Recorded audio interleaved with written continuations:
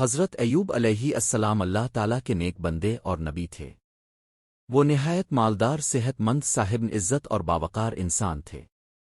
ان کے پاس وسیع زمینیں، ہزاروں مویشی، بے شمار نوکر، نیک بیوی اور کئی بیٹے تھے۔ اللہ نے انہیں دنیا کی ہر نعمت دی تھی، لیکن وہ غرور کے بجائے شکر گزار بندے تھے۔ ہر وقت کہتے، یہ سب کچھ میرے رب کی عطا ہے۔ آزمائشوں کا آغاز۔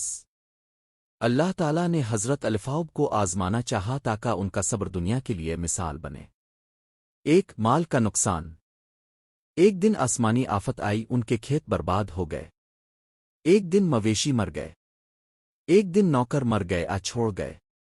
2 اولاد کی موت۔ پھر ان کے تمام بیٹے ایک حادثے میں وفات پا گئے۔ 3 شدید بیماری۔ پھر حضرت الفاؤب کو ایسی بیماری ہو گئی کہ جسم پر زخم، گوشت گلنے لگا، بدبو آنے لگی۔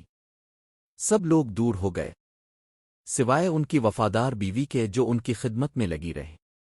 بیوی کی وفاداری۔ حضرت الفاؤب کی بیوی بہت نیک صابرہ اور وفادار تھیں۔ انہوں نے اپنے بال بھی بیچ دیے تاکہ شوہر کے لیے کھانا لا سکیں۔ لوگ تانے دیتے، اب تو اپنے رب سے دعا مانگ، وہ تجھے شفا دے دے۔ لیکن حضرت الفاؤب کہتے، میں نے اتنے سال صحت اور خوشی میں گزارے تو چند سال کی آزمائش میں صبر کیوں نہ کروں؟ حضرت الفاؤب کی دعا۔ آخرکار جب صبر کا دریا عبور کر لیا تو حضرت الفاؤب نے نہایت عاجزی سے دعا کی، اور ایوب نے اپنے رب کو پکارا، مجھے بیماری لگ گئی ہے اور تو سب سے زیادہ رحم کرنے والا ہے۔ سورۃ الانبیاء آیت 83۔ یہ دعا شکو نہیں تھی بلکہ عاجزانہ عرضی تھی۔ شفا اور بحالی۔ اللہ تعالیٰ نے فوراً ان کی دعا قبول فرمائی۔ حکم دیا، اپنا پاؤں زمین پر مارو، یہ ہے ٹھنڈا پانی پینے اور غسل کرنے کے لیے۔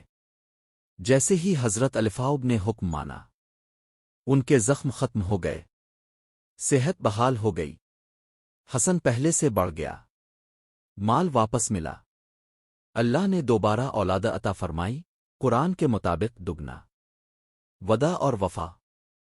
ایک موقع پر حضرت الفاؤب نے غصے میں آ کر اپنی بیوی سے کہا تھا کہ اگر میں صحت یاب ہو گیا تو تجھے 100 کوڑے ماروں گا۔ یہ محض وقتی ناراضگی میں کہا گیا تھا۔ اللہ تعالیٰ نے فرمایا، اپنے ہاتھ میں 100 تنکوں کا گٹھا لے اور ایک ہی بار مار دے تاکہ وعدہ بھی پورا ہو اور ظلم بھی نہ ہو۔